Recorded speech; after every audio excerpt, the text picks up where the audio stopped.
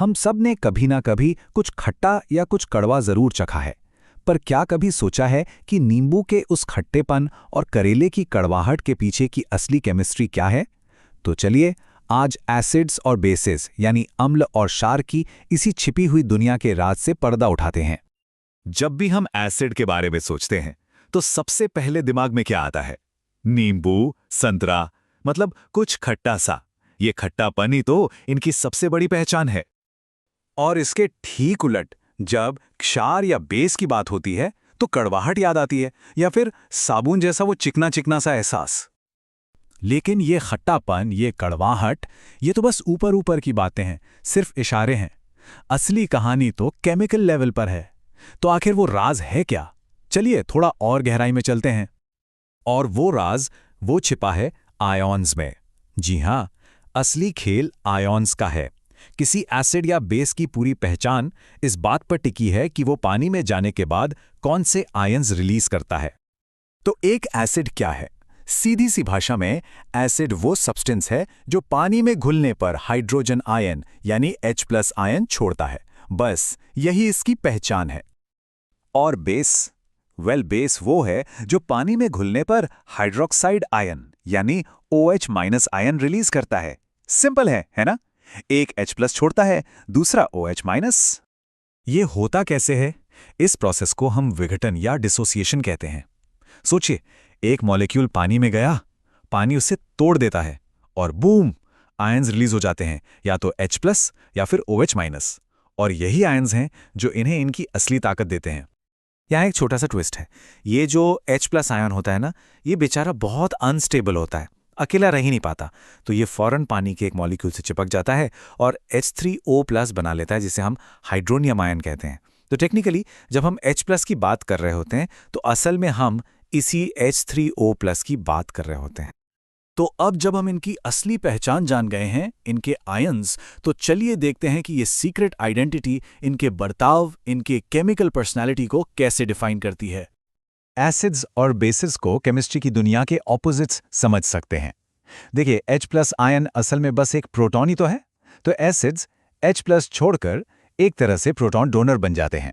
और बेसिस वो इन प्रोटॉन्स को लेने के लिए हमेशा तैयार रहते हैं, यानी प्रोटॉन एक्सेप्टर। और कहते हैं ना, ऑपोजिट्स अट्रैक्ट। जब ये दोनों ऑपोजिट्स मिलते हैं तो एक दूसरे के असर को खत्म कर देते हैं, न्यूट्रलाइज कर देते हैं। और इस न्यूट्रलाइजेशन की कहानी भी बड़ी मजेदार है। देखिए, एसिड का H+ आयन बेस के OH- आयन से मिलता है। दोनों मिलकर क्या बनाते हैं? H2O यानी पानी। और जो बाकी के आयन्स बचे रह जाते हैं वो आपस में जुड़कर बना लेते हैं एक सॉल्ट यानी लवण। लेकिन सवाल ये है कि कोई एसिड कितना एसिडिक है या कोई बेस कितना बेसिक है, इनकी ताकत कैसे मापे? इसके लिए हमारे पास एक सुपर कूल टूल है, pH स्केल। ये pH स्केल 0 से 14 तक का एक पैमाना है। ये मापता क्या है? ये उसी H+ आयन की कॉन्सेंट्रेशन को मापता है जिसके बारे में हम बात कर रहे थे। और रूल बहुत सिंपल है, pH जितना कम, H+ आयन्स उतने ज्यादा और सॉल्यूशन उतना ही ज्यादा एसिडिक। चलिए इसको अपनी रोज की जिंदगी से जोड़कर देखते हैं। हमारे पेट में जो एसिड होता है उसका pH 1 के आसपास होता है, मतलब बहुत ही ज्यादा एसिडिक। संतरे का जूस, उसका pH 3 के करीब होता है। और 7, यह है न्यूट्रल पॉइंट। बिल्कुल शुद्ध पानी या हमारा खून, इनका pH 7 ही होता है। फिर 10 पर आता है मिल्क ऑफ मैग्नीशिया, जो बेसिक है। और 14 पर सोडियम हाइड्रोक्साइड, जो कि बहुत ही ज्यादा बेसिक या एल्कलाइन होता है। तो ये नंबर हमारे लिए जरूरी क्यों है? एक उदाहरण देता हूं। क्या पता है कि हमारे मुंह का pH जैसे ही 5.5 से नीचे जाता है, हमारे दांतों का इनेमल, जो सबसे मजबूत चीज है, वो गलना शुरू हो जाता है। शॉकिंग है ना? तो ये केमिस्ट्री सिर्फ किताबों या लैब की चीज नहीं है, ये हमारे चारों तरफ है। हमारी दुनिया को, हमारी जिंदगी को हर पल शेप दे रही है। हमारे डाइजेशन को ही ले लीजिए। खाना पचाने के लिए हमारा पेट हाइड्रोक्लोरिक एसिड बनाता है, जो एक बहुत ही स्ट्रॉन्ग एसिड है। कभी कभी सीने में जलन होती है ना, वो इसी एसिड के ज्यादा होने की वजह से है। और हम क्या लेते हैं? एंटासिड। ये एंटासिड असल में बेस होते हैं जो उस एक्स्ट्रा एसिड को न्यूट्रलाइज करने का काम करते हैं। नेचर में भी इसका कमाल का इस्तेमाल होता है। चींटी जब काटती है तो वो हमारी स्किन में मेथानोइक एसिड डाल देती है, वही जलन की वजह है। और वो जो बिछुआ का पौधा होता है जिससे छूने पर खुजली होती है, वो भी अपनी सेफ्टी के लिए इसी एसिड का इस्तेमाल करता है। एक और बहुत ही दिलचस्प बात, चूंकि एसिड और बेस पानी में चार्ज वाले आयंस छोड़ते हैं, इसका मतलब ये बिजली के अच्छे कंडक्टर होते हैं।